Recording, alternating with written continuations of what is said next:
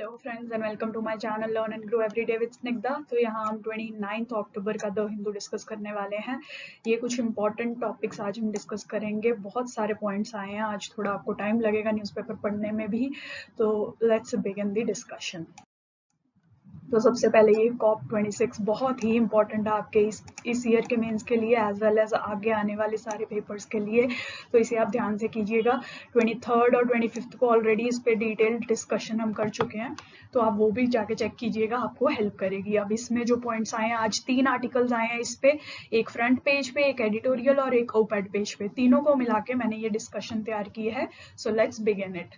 तो सबसे पहले तो इंडिया के ये जो मिनिस्टर है, एनवायरनमेंट मिनिस्टर भूपेंद्र यादव, इन्होंने कहा है कि इंडिया क्लाइमेट जस्टिस के लिए ग्लासगो जो COP26 हो रही है उसमें इम्फेसाइज करेगा।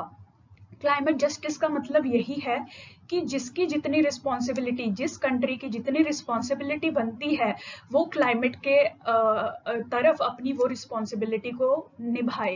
देखिए जो डेवलप्ड कंट्रीज हैं लाइक US, EU वगैरह, उन्होंने एमिशंस बहुत किए हैं आज तक। 45% एमिशंस US और EU ने मिलके किए हैं। तो उनकी ही ज्यादा रिस्पॉन्सिबिलिटी बनती है कि क्लाइमेट चेंज की तरफ वो काम करें। तो इसीलिए इंडिया जो है इस क्लाइमेट जस्टिस के लिए आवाज उठाएगा। तो ये कीवर्ड है, ये आप लिख के रखिए। उसके बाद कॉमन एंड डिफरेंशिएटेड रिस्पॉन्सिबिलिटी पे फोकस किया जाएगा। इंडिया इस पे भी एम्फेसाइज करेगा, ये क्लाइमेट जस्टिस का ही पार्ट है। कॉमन मतलब सबकी क्लाइमेट चेंज को प्रिवेंट करने की कॉमन रिस्पॉन्सिबिलिटी है, पर डिफरेंशिएटेड इसलिए है कि डेवलप्ड वर्ल्ड को ज्यादा जिम्मेदारी उठानी चाहिए, क्योंकि वो रिस्पॉन्सिबिलिटी भी उनकी एमिशंस भी ज्यादा थी और रही हैं और हैं भी अब भी। यूएस और चाइना जो है लार्जेस्ट जो है एमिटर्स हैं। दो चाइना अभी डेवलप्ड में नहीं आता, बट स्टिल जिसने ज्यादा एमिशंस किए हैं पास्ट में या अभी कर रहा है, उसकी ज्यादा रिस्पॉन्सिबिलिटी बनती है। तो इन्होंने कहा है, देखिए इंडिया ने बहुत सारे स्टेप्स भी लिए हैं क्लाइमेट चेंज को चेक करने के लिए और अपनी कमिटमेंट्स को मीट करने के लिए। एक तो इंडिया का टारगेट है कि 450 गीगावाट ये रिन्यूएबल एनर्जी 2030 तक इंस्टॉल करेगा। ठीक है, ये फर्स्ट स्टेप ले लिया इंडिया ने। सेकंड है कि इलेक्ट्रिक व्हीकल पॉलिसी, हम ई व्हीकल्स को बहुत बढ़ चढ़ के प्रमोट कर रहे हैं। हमने पॉलिसी भी इसके लिए लॉन्च कर दी है, फेम मिशन भी है। बहुत सारे स्टेप्स गवर्नमेंट ले रही है। आप जब ई व्हीकल का टॉपिक करेंगे आपको अपने आप समझ आ जाएगा। उसके बाद इंडिया फॉरेस्ट कवर को इंक्रीज करने के लिए भी फोकस कर रहा है। फोर्थली इंडिया ने नेशनल हाइड्रोजन पॉलिसी पे भी फोकस किया है ताकि क्लीन डेवलपमेंट हो सके इंडिया की। ये इंडिया ने स्टेप्स लिए हैं, इंडियन गवर्नमेंट के स्टेप्स में ये मेंशन कर सकते हैं। उसके बाद ये आर्टिकल में लिखा गया है कि COP2 जो है बहुत ही फ्रैक्शियस होगी, क्योंकि देखिए जो डेवलप्ड कंट्रीज हैं वो अपनी रिस्पॉन्सिबिलिटी वो चाहेंगी कि सारी कंट्रीज मिलके एक डेट तक नेट जीरो का टारगेट अचीव करे, जबकि इंडिया वगैरह वो चाहेंगे कि US वगैरह जो है जल्दी नेट जीरो हो और इंडिया को ज्यादा टाइम दिया जाए नेट जीरो तक पहुंचने का, क्योंकि इंडिया की डेवलपमेंट नीड्स है। इंडिया को एग्रीकल्चर सपोर्ट करनी है, इंडस्ट्री सपोर्ट करनी है, पॉवर्टी को रिड्यूस करना है। तो उसके लिए इसको फॉसिल फ्यूल्स चाहिए होंगे। इलेक्ट्रिसिटी के लिए आपको कोल चाहिए, व्हीकल्स के लिए आपको पेट्रोल चाहिए। तो हर जगह फॉसिल फ्यूल्स इंडिया यूज करता है भरपूर। तो इंडिया इतनी जल्दी नेट जीरो एमिशंस पे कैसे आ सकता है? नेट जीरो का टॉपिक पूरा समझने के लिए 23 और 25 की डिस्कशन को प्लीज रेफर कीजिए। दोबारा रिपीट करने से टाइम बहुत लग जाता है, आज वैसे ही बहुत पॉइंट्स हैं। तो ये बस इसका कहना है कि बहुत ही डिवाइडेड रहेगी ये डिस्कशन, बट ये है कि हमें फोकस इसी पे करना है कि डिफरेंशियल रिस्पॉन्सिबिलिटी जो बनती है सभी कंट्रीज की, उस पे फोकस करना चाहिए। वही प्रिंसिपल इंडिया को स्टैंड लेना चाहिए अपना COP26 में। उसके बाद इस एक आर्टिकल में लिखा था कि इम्पैक्ट्स क्या होंगे अगर हम क्लाइमेट चेंज को नहीं रोक पाते। देखिए इसके बहुत ही डाइवर्सिफाइड इम्पैक्ट्स हैं। इकोनॉमिक इम्पैक्ट्स है, सोशल इम्पैक्ट्स हैं, पॉलिटिकल इम्पैक्ट्स हैं, इंटरनेशनल जो है इम्पैक्ट्स हैं। यहाँ पे कुछ मेंशन किए हैं, आप उसको ये कुछ सोशल जो इम्पैक्ट्स है मेंशन किए हैं, सोशल के अंडर आप ये लिख के रख सकते हैं। एक तो वाइड स्प्रेड हंगर होगा, क्योंकि देखिए एग्रीकल्चर पे बहुत इम्पैक्ट पड़ेगा। जैसे जैसे क्लाइमेट बढ़ रहा है एग्रीकल्चर पे ड्रॉट्स बढ़ेंगे, टेम्परेचर की वजह से क्रॉप्स जल्दी खराब हो जाएंगी, उनकी शेल्फ लाइफ कम हो जाएगी, जिससे हम फूड जो है अपनी पॉपुलेशन को प्रोवाइड नहीं कर पाएंगे। तो उसका मतलब कि हंगर भी बढ़ेगा। उसके बाद अगर पॉल्यूशन बढ़ती जा रही है तो रेस्पिरेटरी इलनेस भी बढ़ेगी। ठीक है। उसके बाद डिजास्टर्स भी बढ़ेंगे, आप ऑलरेडी देख रहे हैं कि हीट वेव्स, डस्ट स्टॉर्म्स या फिर फ्लडिंग, ड्रॉट्स वगैरह कितने सिवियर और कितनी ज्यादा इंटेंसिटी में बढ़ गए हैं। आईपीसीसी की 5th असेसमेंट रिपोर्ट ऑलरेडी कह चुकी है कि वर्ल्ड में इंटेंसिटी और जो क्वांटिटी ऑफ डिजास्टर्स वो इंक्रीज हो रही है क्लाइमेट चेंज की वजह से। तो ये भी अलग जो है इम्पैक्ट होगा। उसके बाद डिसीजेस बहुत आउटब्रेक होती हैं इनकी वजह से, क्लाइमेट चेंज की वजह से, गर्मी बढ़ने से, मॉइस्चर बढ़ने से बहुत सारी डिसीजेज जो हैं वो होती हैं। तो ये सब इसके सोशल इम्पैक्ट्स इस आर्टिकल में बताए हुए हैं। आप इम्पैक्ट ऑफ क्लाइमेट चेंज के टॉपिक में ये लिख के रखिए, आपके एसेस वगैरह में काम आएगा। उसके बाद यहाँ पे एक थोड़ी सी इन्होंने कार्बन बजट की डेफिनेशन दी हुई है। कार्बन बजट वही, देखिए आप नॉर्मल बजट आप समझिए कि आपके पर्स में 100 रुपए हैं, तो आप जितने भी आपके पर्स में पैसे हैं आप सोचते हैं कि वो कितने दिन तक आपका सर्वाइवल करने में हेल्प करेंगे। ठीक है, वैसे ही कार्बन बजट होता है कि हमारे पास कितनी लिमिट है कि हम एमिशंस कर सकते हैं, कि हम सर्वाइव कर पाए, कितनी देर तक सर्वाइव कर पाएंगे हमारी करंट एमिशंस पे। तो वही होता है कार्बन बजट। जब हम पूरे वर्ल्ड का कंसिडर करते हैं तो उसे ग्लोबल कार्बन बजट कह देते हैं। तो इसमें यही लिखा गया कि ग्लोबल कार्बन बजट में सबसे ज्यादा अभी भी शेयर यूएस, चाइना, ईयू का है और फ्यूचर में भी इन्हीं का रहेगा। ये ज्यादा से ज्यादा समझ लीजिए हमारी लिमिट को खा जाएंगी। बाकी कंट्रीज जो है वो इतना नहीं खा पाएंगी, उनकी इतनी डेवलपमेंट ही नहीं है, इनकी डेवलपमेंट बहुत ज्यादा है, तो ये ज्यादा एमिशंस ही करेंगी आगे चलते हुए ही। तो कहते हैं ये बात तो ठीक है, पर फिर भी इंडिया को वो सारे इम्पैक्ट सहने पड़ेंगे, हंगर, पॉवर्टी, फ्लडिंग वगैरह। इसीलिए हमें फिर भी एफर्ट करता रहना चाहिए कि हम नेट जीरो की तरफ आगे बढ़े। इमीडिएटली हम अग्री ना करें कि हाँ अभी अब हम 2030 तक या 2040 तक नेट जीरो हो जाएंगे, ऐसा कोई टारगेट इंडिया ना रखे। ठीक है, उनको कहे बल्कि यूएस वगैरह को कि आप 2040 तक या 2030 तक नेट जीरो हो, पर इंडिया को अभी टाइम चाहिए। इंडिया वो टाइम ले सकता है, बट ये सारे स्टेप्स भी जो आगे हम डिस्कस करेंगे वो लेना जरूरी है, ताकि हम ग्रीन वे में डेवलप कर सके और जो क्लाइमेट चेंज के इम्पैक्ट्स है उसको रिड्यूस कर पाए, क्योंकि वो इम्पैक्ट्स तो हम पे भी होंगे और ज्यादा इक्वेटर के नजदीक जो कंट्रीज हैं उन्हीं पे होंगे। तो इसीलिए इंडिया के लिए तो और भी जरूरी हो जाता है ग्रीन वे में डेवलप करना। तो इसीलिए अब हम आगे चल के कर क्या सकते हैं। तो सबसे पहले यही है कि इंडिया बाकी वर्ल्ड की कंट्रीज को भी कन्विंस करे, साथ में लेके चले कि हमें ग्रीन वेज में डेवलप करना चाहिए, ग्रीन ग्रोथ पे फोकस करना चाहिए। उसके लिए जो भी चाहिए funding, technology, support, research and development, वो सब सारा वर्ल्ड मिलके करे, ज्यादा रिस्पॉन्सिबिलिटी डेवलप्ड वर्ल्ड की हो। दूसरा है कि अब देखिए कोविड की वजह से बहुत इम्पैक्ट हुआ है इकोनॉमीज पे, तो ये है कि कोविड से रिकवर करने के लिए भी स्मार्ट प्लान बनाया जाए वर्ल्ड के द्वारा मिलके। उसके बाद रिन्यूएबल एनर्जी को पुश किया जाए और ज्यादा। आप रिन्यूएबल एनर्जी को हर सेक्टर में, व्हीकल्स में, बिल्डिंग्स में, मोबिलिटी में, सारी जगह आप रिन्यूएबल एनर्जी को इंड्यूस करने की कोशिश कीजिए।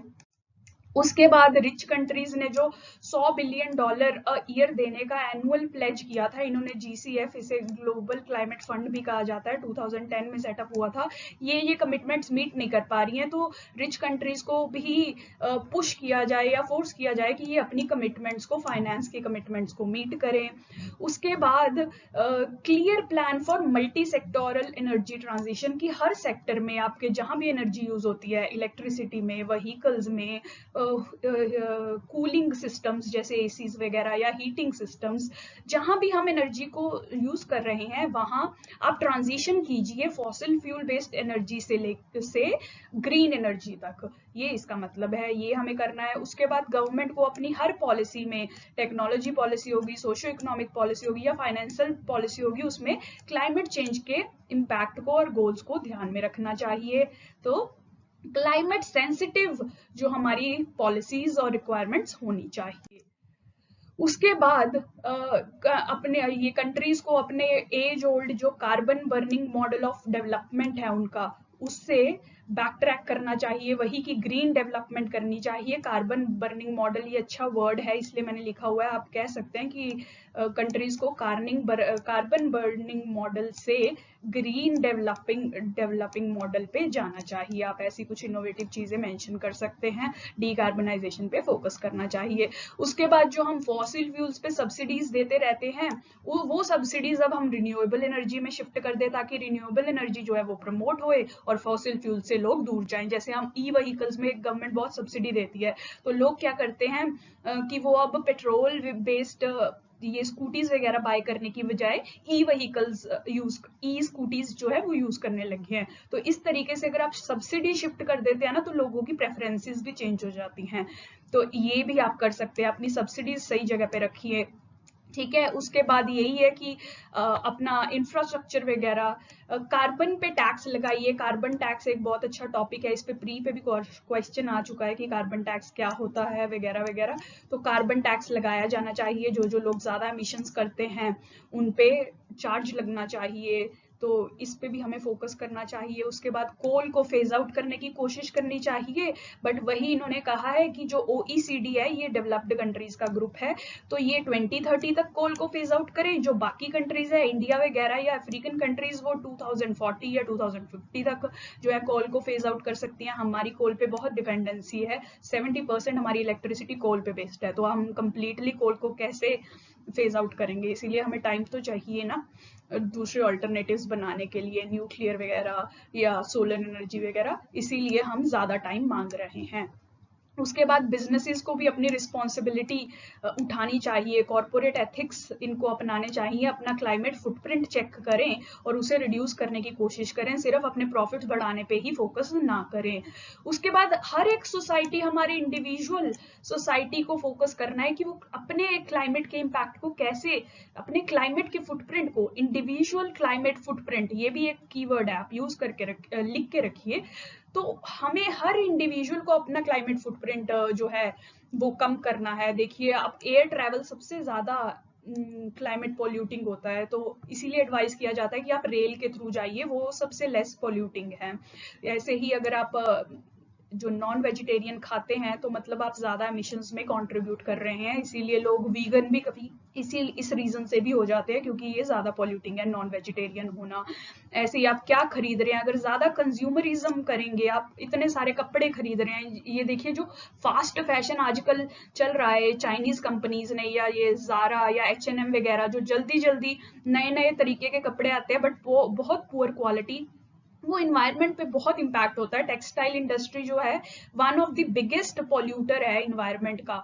तो इसीलिए हर इंडिविजुअल को अपना कार्बन फुटप्रिंट चेक करने के लिए वो जो चॉइसेस मेक कर रहा है डेली बेसिस पे, जब आप ब्रश कर रहे हैं तो पानी जो आपका चलता रह रहा है, तो ये सब चीजों से हमारे इन्वायरमेंट पे इम्पैक्ट होता है, हमारे रिसोर्सेज जो है वेस्ट होते हैं। तो हर इंडिविजुअल को रिस्पॉन्सिबिलिटी उठानी पड़ेगी अगर हमें क्लाइमेट चेंज को रोकना है। एंड फाइनली मल्टीलेटरल बैंक्स जैसे कि ADB, कल ही हमने डिस्कस किया था, एशियन डेवलपमेंट बैंक या NDB या AIIB या वर्ल्ड बैंक या IMF, इन सब बैंक्स को भी मिलके जो है क्लाइमेट चेंज की तरफ लोन्स वगैरह देने चाहिए, ताकि कंट्रीज जो हैं वो ग्रो भी कर पाएं और ग्रीन वे में भी कर पाएं। तो ये जो मैंने इस पेज पे पॉइंट्स दिए हैं, ये UN जो जनरल सेक्रेटरी है एंटोनियो गुटेरेस, इन्होंने लिखे हैं, तो आप इनका नाम साथ में जरूर मेंशन कीजिएगा कि वे फॉरवर्ड क्या है। किसी भी एक पॉइंट में या सारे पॉइंट्स का ऊपर हेडिंग बना के कि इन्होंने ये रिकमेंडेशन दी है, लिखिए, आप इनका नाम लिख के रखिए, क्योंकि ये आपको एडिशनल मार्क्स दिलवाएगा आंसर में। एंड तो एक ये आर्टिकल आया है कि बाइडेन साहब जो हैं अपनी लेजिस्लेचर से, सीनेट से 1.8 ट्रिलियन डॉलर का जो है अप्रूवल मांग रहे हैं। देखिए ये प्रेसिडेंशियल सिस्टम है, सीनेट को अप्रूव करेगी जब, तभी ये प्रेसिडेंट जो है एक्सपेंडिचर कर पाएंगे। तो ये इतने रुपए उनसे मांग रहे हैं ताकि ये सोशल या क्लाइमेट इनिशिएटिव्स ले सकें, social initiative like pre schooling पे फोकस कर सकें और क्लाइमेट प्लान बना सके, ताकि क्लीन एनर्जी और टेक्नोलॉजी पे इन्वेस्ट कर सकें। तो आप ये एक इनिशिएटिव लिख के रख सकते हैं कि ग्लोबली कंट्रीज क्या एफर्ट ले रही हैं। तो US के सेक्शन में आप ये एक लिख के रख सकते हैं कि इंडिया भी ऐसी चीजें फॉलो कर सकता है जहां तक वायबल है। उसके बाद ये इंडिया चाइना बॉर्डर इश्यूज रोज ही आता है, ये उसी पे सेम पे ही एडिटोरियल आया था, कुछ नया नहीं है। बस जो फर्स्ट टाइम सुन रहा है हमारी डिस्कशन उनके लिए बता दूं कि चाइना ने एक लॉ पास किया है कल, थोड़े दिन पहले जिससे इनकी जो बॉर्डर पे जो भी ये एक्टिविटीज करते हैं उसको ये फॉर्मलाइज कर रहे हैं। तो ये बॉर्डर पे इंफ्रास्ट्रक्चर बना रहे हैं, ट्रूप्स डिप्लॉय कर रहे हैं, फ्रंटियर विलेजेस बना रहे हैं, ट्रांसग्रेशंस कर रहे हैं इंडिया की बाउंड्री पे, मिलिट्री एक्सरसाइजेस कर रहे हैं। ये इतना कुछ कर रहे हैं, उसको ये लीगल वे से फॉर्मलाइज कर रहे हैं। तो एडिटोरियल में यही लिखा जा रहा है कि देखिए अब टेंशन इंडिया चाइना के बीच में ऑलरेडी चल रही है।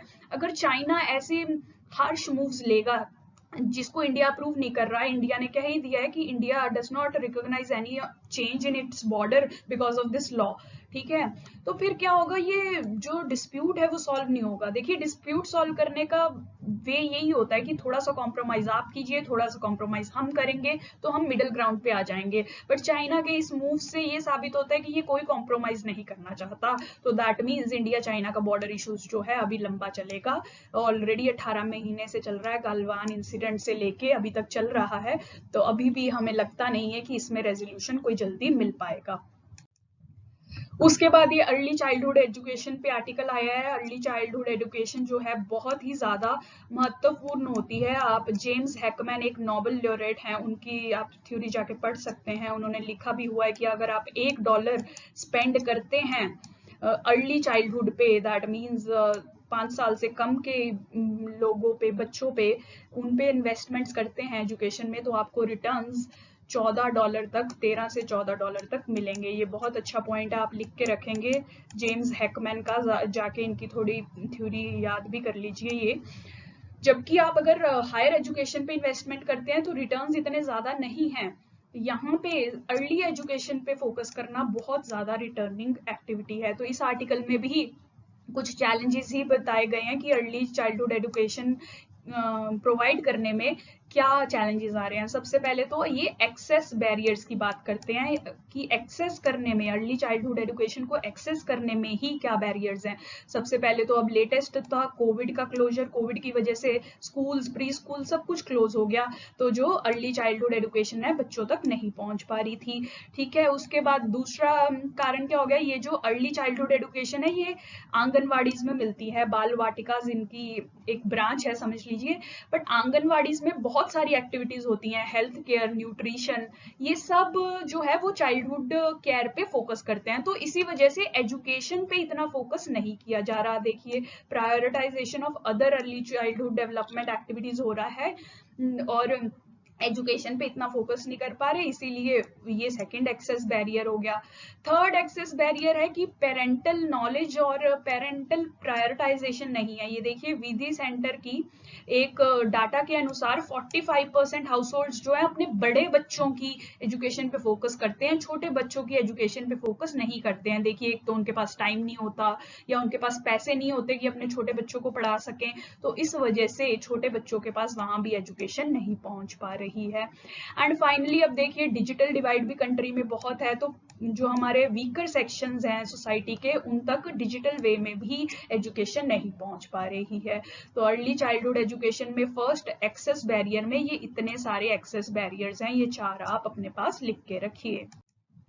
उसके बाद अफोर्डेबिलिटी भी लो होती है, जैसे मैंने आपको बताया कि लो इनकम हाउस होल्ड्स हैं, उनके पास इतना पैसा ही नहीं होता खाने के लिए या शेल्टर के लिए नहीं पैसा होता, तो वो एजुकेशन कैसे प्रोवाइड करेंगे। सबसे पहला तो उनका मोटिव होगा कि कुछ खाना ही प्रोवाइड कर दें, फिर उनका होगा कि शेल्टर या घर प्रोवाइड करें बच्चों को, एजुकेशन तो बहुत बाद में आती है। तो ये सेकेंड इशू होता है हमारी एजुकेशन में।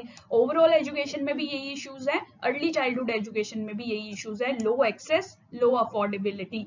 उसके बाद lack of parental know how. अब देखिए ये स्पेशली लोअर इनकम के जो हाउस होल्ड होते हैं, पेरेंट्स इतने पढ़े लिखे नहीं होते हैं, खुद भी ये बच्चों को हेल्प नहीं कर पाते पढ़ाने में, और दूसरा इनको ये भी नहीं पता होता कि बच्चों को क्या क्या टूल्स या बुक्स दी जाएं जिससे वो अच्छे से घर पे बैठ के पढ़ सकें। तो इसीलिए पेरेंटल कॉजेज भी बहुत होते हैं। इसीलिए देखिए आप ये स्टडीज भी कंडक्ट की गई हैं कि जिन घरों में पेरेंट्स जो हैं वो छोटे बच्चों की एजुकेशन में इन्वॉल्व रहते हैं, मदर्स जो हैं वो एजुकेटेड हैं, वहां पे लर्निंग आउटकम्स जो हैं बेटर होते हैं। बच्चों को घर पे पढ़ाने की बहुत जरूरत होती है ताकि वो अच्छे से डेवलप और लर्न कर पाए। अगर पेरेंटल सपोर्ट नहीं है तो बच्चों की लर्निंग आउटकम्स पे इम्पैक्ट होता है। तो ये थर्ड कारण हो गया। उसके बाद अब इन्होंने लिखा है कि वे फॉरवर्ड क्या हो सकता है, फिर हम अर्ली चाइल्डहुड एजुकेशन को कैसे प्रमोट और सपोर्ट कर सकते हैं। तो सबसे पहले तो इन्होंने केस स्टडी, ये आप केस स्टडी की तरह यूज कर सकते हैं, ई पाठशाला प्रोग्राम इन बालवाड़ीज बाय रॉकेट लर्निंग और आकांक्षा स्कूल्स मुंबई और पुणे में चल रहे हैं। इन दोनों के इन्होंने स्टडी की और पाया कि जो पेरेंट्स हैं वो ज़्यादा इन्वॉल्व हो रहे हैं चाइल्डहुड एजुकेशन में। किस लिए? क्योंकि एक तो देखिए ई पाठशाला ने क्या किया है, वो इस तरीके से पढ़ाते हैं कि बच्चों को पास घर पे जो मटेरियल है ना उसी से बच्चों को एजुकेशन प्रोवाइड कर दी जाए। तो फिर ये जो पेरेंट्स हैं उनको बाहर जाके कुछ एडिशनल खर्चा नहीं करना पड़ता, पैसे लगा के कुछ सामान नहीं खरीदना पड़ता, इसीलिए वो ज़्यादा इंटरेस्टेड होते हैं बच्चों को पढ़ाने में। इस तरीके से इन्होंने पेरेंट्स को एंगेज कर रखा है। तो हमें ऐसे तरीके अपनाने, आप ये दोनों एग्जाम्पल्स मेंशन कर सकते हैं ई पाठशाला की स्पेसिफिकली, क्योंकि ई पाठशाला को इसको डिटेल में दिया हुआ है। तो आप ऐसे हमें इनिशिएटिव्स लेने हैं पेरेंट्स को इन्वॉल्व करने के लिए।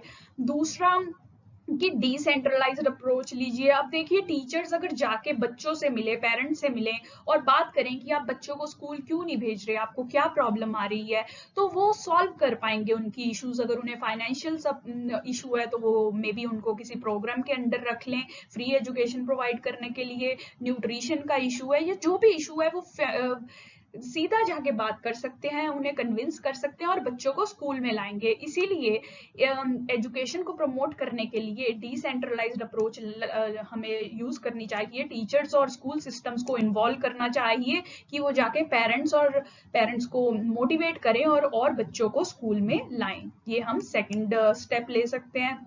थर्ड स्टेप यही है कि हमें नॉन एजुकेशनल सपोर्ट पे भी फोकस करना है, पूरी हाउस होल्ड को एम्पावर करने पे फोकस करना है। उनको इनकम सपोर्ट दीजिए या फूड सपोर्ट दीजिए, तभी वो बच्चों की एजुकेशन पे फोकस करेंगे जब उनकी बेसिक नीड्स जो मेट होंगी। तो ये हम थर्ड स्टेप ले सकते हैं। तो अपने एजुकेशन के सेक्शन में आप ये प्रॉब्लम्स, जो इश्यूज हमने एक्सेस, अफोर्डेबिलिटी और पेरेंट नो हाउ के चैलेंज लिख के रखिए और ये वे फॉरवर्ड लिख के रखिए।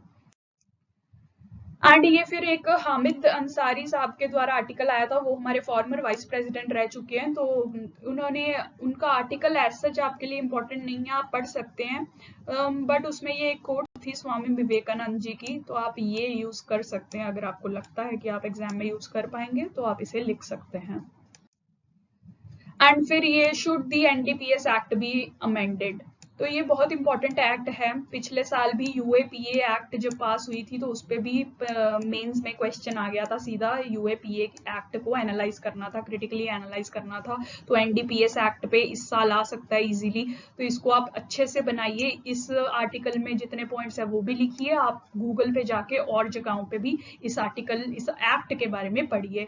तो सबसे पहले तो हमारे जो minister of social justice and empowerment है, उन्होंने प्रपोज किया है कि इस एनडीपीएस एक्ट में कुछ चेंजेस लाई जाए। इन्होंने 2 चेंजेस प्रपोज किए हैं। फर्स्ट तो कि डीक्रिमिनलाइज कीजिए possession of narcotic drugs in smaller quantities. अगर किसी के पास थोड़ी क्वांटिटी में ड्रग्स पाए जाते हैं तो उसको क्रिमिनल की तरह मत ट्रीट कीजिए, उसको विक्टिम की तरह ट्रीट कीजिए कि वो बेचारा ड्रग एडिक्शन का विक्टिम है, वो ऐसे कोई बेचने वाला तो है नहीं, बेचने वाला क्रिमिनल हुआ, आप इसको मत क्रिमिनल ट्रीट कीजिए, ये बेचारा तो विक्टिम हुआ। तो वही दूसरा है कि पर्सन्स जिनके पास छोटी क्वांटिटी में पाया जाए उसे विक्टिम ट्रीट कीजिए।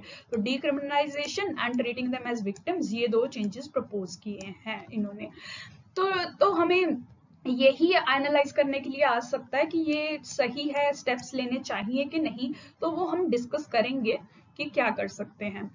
तो यही है कि एक तो जब पुलिस इन्वेस्टिगेशन वगैरह करती है, इसमें लिखा है तब मैजिस्ट्रियल प्रेजेंस चाहिए। देखिए पुलिस जो है बहुत नेगेटिव लाइट में भी आती है कि ये ड्रग्स प्लांट कर देते हैं, किसी को फोर्सफुली ना किसी को ड्रग के केस में फंसा दें, इसीलिए मैजिस्ट्रेट हर टाइम पे होना चाहिए। जब आप ड्रग सीज कर रहे हैं तब भी एक मैजिस्ट्रेट केस में इन्वॉल्व कीजिए, जब इन्वेस्टिगेशन हो रही है तब भी एक मजिस्ट्रेट, ये जुडिशियल ऑफिस होता है, तो मतलब चेक्स एंड बैलेंसेस हो जाएंगे पुलिस पे, इसलिए ये रिकमेंडेशन दी जा रही है। उसके बाद अगर स्मॉलर क्वांटिटीज में पाया जाता है तो उसे पेशेंट की तरह ही ट्रीट किया जाए। तो ये इस चेंज को सपोर्ट किया जा रहा है कि हाँ उनको पेशेंट की तरह, वो सप्लायर नहीं है। डिस्टिंक्शन आप कीजिए ड्रग सप्लायर और एंड यूजर में। एंड यूजर जो होता है वो एक पेशेंट या एडिक्ट या विक्टिम होता है, उसे उसी की तरह ट्रीट किया जाना चाहिए, क्रिमिनल की तरह नहीं। फिर ये इस आर्टिकल में हार्मफुल यूजेस बताए गए थे, क्योंकि देखिए यूएस वगैरह की कुछ स्टेट्स में ड्रग यूज को लीगलाइज कर दिया गया है, पर ये आर्टिकल में कह रहे हैं कि हमें ऐसी कोई लीगलाइजेशन नहीं लेनी चाहिए। एक तो ड्रग यूज के बहुत हार्मफुल इम्पैक्ट्स हैं। देखिए स्कूल्स में एब्सेंट होने लग जाते हैं बच्चे, जब ड्रग्स लेंगे स्कूल कहाँ ही जाएंगे, उनको जॉब्स नहीं मिल पाती, इनकम की लॉस होती है क्योंकि सारा पैसा तो ड्रग्स खरीदने में जाएगा, अपने घर की इनकम भी उड़ाएंगे, अपनी इनकम भी उड़ाएंगे, डिप्रेशन और सुसाइड बहुत होंगे, गिल्टी प्लेजर की टाइप्स हो जाता है ना, तो डिप्रेशन सुसाइड भी होगा, crime rate would go up, क्योंकि किसी पॉइंट पे आके तो उनके पास पैसा खत्म हो ही जाता है, तो उसके बाद वो क्या करेंगे, चोरी चकारी मारपीट ये सब करेंगे, पैसा ले सकें ताकि ड्रग्स खरीद सकें, या खुद ही ड्रग पैडलर बन जाएंगे। तो इसीलिए क्राइम रेट भी बहुत बढ़ जाता है। इसलिए ड्रग यूज के बहुत हार्मफुल इम्पैक्ट्स हैं, सोशल, इकोनॉमिक, सिक्योरिटी, सारे कंसर्न्स हैं। उसके बाद अगर हमने लीगलाइज कर दिया तो और पीपल जो है दे विल स्टार्ट यूजिंग। अभी तो लॉ के डर से कुछ लोग नहीं भी करते होंगे, पर फिर तो कोई डर ही नहीं रहेगा। ठीक है, तो ये हार्मफुल इम्पैक्ट्स इस एडिटोरियल में, इस आर्टिकल में मेंशन्ड है। फाइनली कि हम लॉन्ग टर्म मेजर्स क्या ले सकते हैं ड्रग अब्यूज को रोकने के लिए, बहुत सारे स्टेप्स इस आर्टिकल में मेंशन्ड है, तो आप अपने ड्रग एडिक्शन के टॉपिक में ये सारे स्टेप्स मेंशन करके रखिए कि हमें ड्रग अब्यूज के केसेस को सॉल्व करने के लिए क्या करना है। पहले तो जो हमारी डी एडिक्शन फैसिलिटीज है उसको स्ट्रेंथन करना चाहिए। देखिए दिल्ली में ये एक सर्वे किया गया था DLSA द्वारा, आप ये जाके पढ़ भी सकते हैं कि डी एडिक्शन सेंटर्स की हमारी कंडीशन ही बहुत खराब है। यहाँ इनको चेन्स में बांध के रखा जाता है, सेक्सुअल अब्यूज भी होता है, फिजिकल अब्यूज भी होता है, लाइट नहीं होती, मेंटल अब्यूज भी होता है। तो ऐसा कुछ नहीं हो सकता है, हमें प्रॉपर डी एडिक्शन फैसिलिटीज चाहिए ताकि लोग आके हेल्प अगर उन्हें चाहिए तो वो सीख कर सके। अगर ऐसा इन्वायरमेंट होगा तो कोई आएगा ही नहीं आगे बढ़ के हेल्प लेने के लिए गवर्नमेंट से कि मुझे बचाओ, मैं एडिक्ट बन चुका हूँ, मैं ड्रग्स छोड़ना चाहता हूँ। तो इसीलिए डी एडिक्शन फैसिलिटीज में हमें प्रॉपर स्टाफ चाहिए, प्रॉपर फंडिंग चाहिए, साइकेट्रिस्ट पूरे होने चाहिए, काउंसलर्स पूरे होना चाहिए, इंफ्रास्ट्रक्चर पूरा होना चाहिए, ये सब हमें इंश्योर करना पड़ेगा। उसके बाद हम कम्युनिटी लेड अप्रोच ले सकते हैं, जैसे कि आइसलैंड ने ली, तो आप ये पूरा पढ़ लीजिएगा इन्होंने क्या क्या किया। फाइनली उसका इम्पैक्ट ये था कि ये अपने यंग पॉपुलेशन को 70 to 80% दूर भगा पाए थे ड्रग्स से। तो ये बहुत अच्छी केस स्टडी है, प्लीज इसे पढ़िए और लिख के रखिए शॉर्ट में, ये आपके काम आएगी ड्रग्स के क्वेश्चन में भी। वैसे भी आप केस स्टडी भी आ सकती है आपको ड्रग अब्यूज पे, उस पे भी आप ये यूज करेंगे। उसके बाद चेक डिमांड साइड की, डिमांड क्यों है ड्रग्स की। देखिए बहुत सारी टेंशन्स बढ़ रही हैं कोविड की वजह से, इस वजह से लोग ज्यादा ड्रग्स जो है यूज करने लग जाते हैं।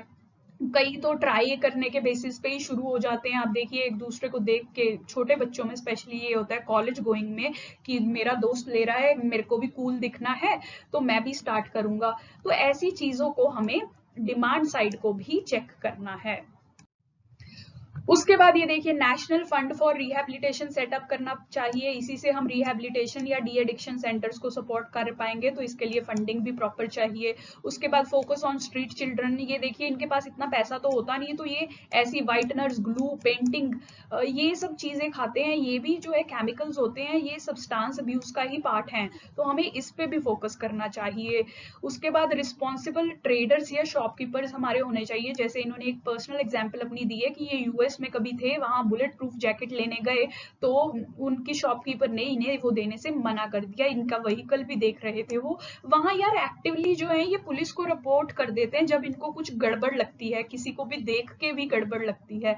तो बहुत ही एक्टिव सिटीजनरी है बाहर के देशों की, पढ़े लिखे लोग हैं, तो वे रिस्पॉन्सिबल भी हैं। तो हमें भी वैसे रिस्पॉन्सिबल ट्रेडर्स अपनी कंट्री में बिल्डअप करने हैं, इसके लिए पुलिस को या गवर्नमेंट को रीच आउट करना चाहिए शॉपकीपर्स से। तो आप ये रिस्पॉन्सिबल ट्रेडर्स भी एक पॉइंट दे सकते हैं। तो ये वाइटनर का हम पॉइंट कर रहे हैं, तो ये तो हाई कोर्ट ने ऑलरेडी एक PLI के रिस्पॉन्स में ये डिक्लेयर कर दिया है कि 18 साल से छोटे बच्चों को वाइटनर्स सेल नहीं किए जा सकते। तो हमें इंश्योर करना है कि ऐसी जो जजमेंट्स हैं वो प्रॉपरली इम्प्लीमेंट हो, तभी इनका कुछ पॉजिटिव इम्पैक्ट आ पाएगा। उसके बाद पेरेंट्स की बहुत रिस्पॉन्सिबिलिटी बन जाती है कि वो अपने बच्चों से बात करें। अगर बच्चे उन्हें अपनी प्रॉब्लम्स बता पाएंगे ना, तो पेरेंट्स उसको सॉल्व भी कर पाएंगे। अगर बच्चे फ्रीली पेरेंट्स से बात नहीं कर पाते, तभी वो गलत कामों में इंडल्ज होते रहते हैं, स्पेशली अपने दोस्तों वगैरह की वजह से, क्योंकि सारे ये छोटे बच्चे ही हैं, किसी को सही गलत की समझ तो है नहीं, एक दूसरे के इन्फ्लुएंस में ये गलत चीजों में पड़ जाते हैं। तो इसीलिए ये बहुत जरूरी है कि पेरेंट्स एज फ्रेंड या एज कॉन्फिडेंट्स एक्ट करें अपने बच्चों के, और उनसे इंटरैक्ट करें और उन्हें सही दिशा दिखाएं।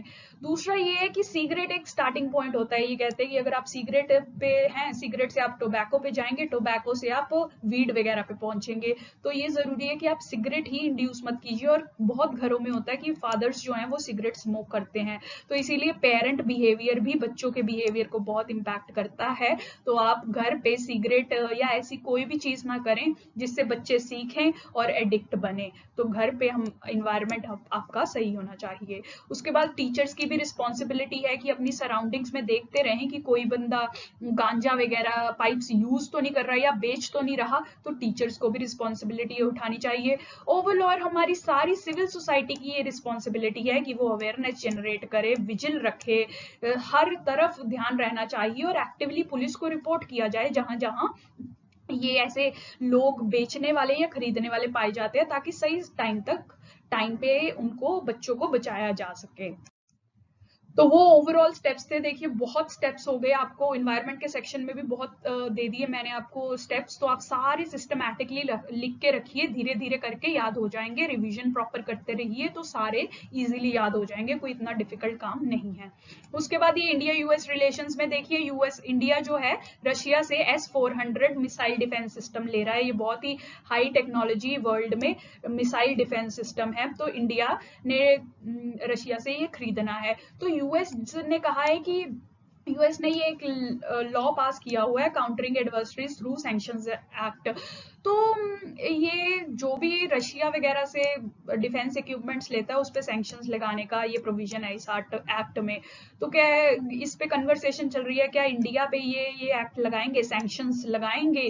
तो यही है कि यूएस के लॉ मेकर्स इनको सजेस्ट कर रहे हैं कि इंडिया पे सैंक्शंस मत लगाइए, सैंक्शंस का वेवर दीजिए, क्योंकि इंडिया के रिलेशंस यूएस के लिए बहुत ही इंपॉर्टेंट भी है और अच्छे भी हैं, तो क्यों खराब करना। इंडिया ने तो क्लियरली कह दिया है कि ये S-400 ले रहा है, आपने जो करना है कर लीजिए। इंडिया की अपनी डेडलाइन है जो वो उसको मीट करेगा। हमारे defence minister Rajnath ji already ये कह चुके हैं। तो इंडिया यूएस रिलेशंस में आप काटसा और S-400 का ये पॉइंट बना के रखिए कि ये इशू दोनों के बीच में अभी चल रहा है।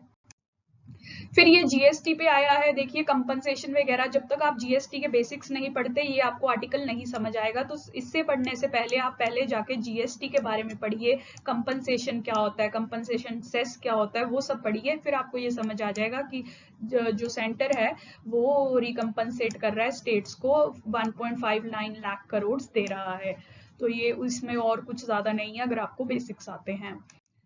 एंड फाइनली ये क्या है कि चाइना तजाकिस्तान में एक अपना मिलिट्री बेस बना रहा है, जो कि चलाएगा तो तजाकिस्तान, बट चाइना इसको फाइनेंस करेगा। तो देखिए यार, अफगानिस्तान से मैं आपको पहले भी बता चुकी हूँ सिक्योरिटी थ्रेट्स बहुत है, टेररिज्म वगैरह बहुत बढ़ेगा। इसलिए कंट्रीज जो हैं डिफरेंट तरीके से ट्राई कर रही हैं कि अफगानिस्तान को कंट्रोल, अफगानिस्तान से अगर कोई टेररिज्म आता है तो कंट्रोल कर सके। चाइना में भी आपको पता ही है, यूघर जो मुस्लिम्स हैं वो एक माइनॉरिटी में है, उस पर बहुत सारी एट्रोसिटीज करता है चाइना, ठीक है।